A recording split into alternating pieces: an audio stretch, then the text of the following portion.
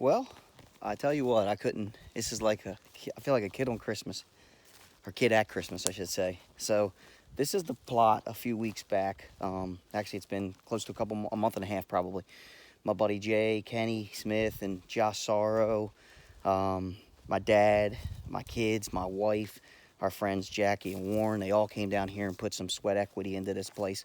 And I put clover in this plot. So what we did is the part of the nature easement that I bought this property in, you cannot remove the stumps. You can clear the trees because we're tree farmers, but you cannot remove the stumps. So I had to, there was very limited I could do with this as far as planting, but I always wanted, one of them. When I bought the property, I kind of understood it a little differently, but whatever.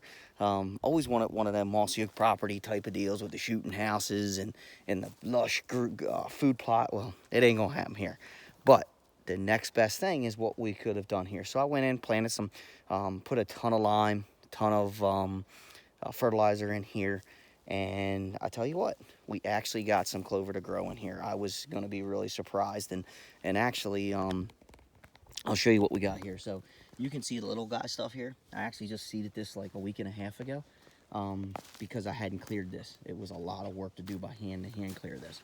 But look at what we did from a while back when we first did the plot. Look at that, man. Look at that.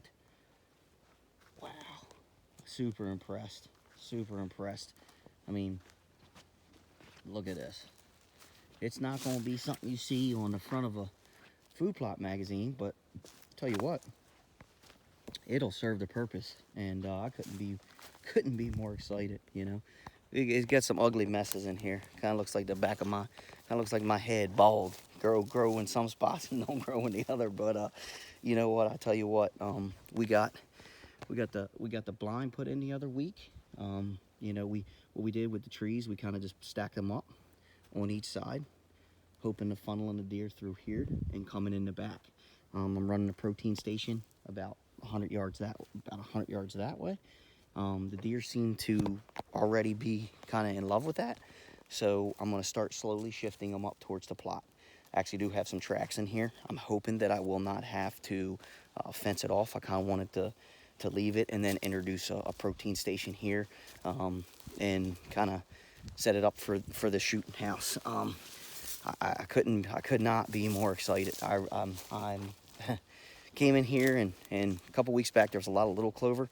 I was just worried it was going to burn out, and it didn't. So I tell you what, I could not be more proud of this deal here, and it's going to be a great set. So I'll go over some of those methods, but long story short, it looks really good.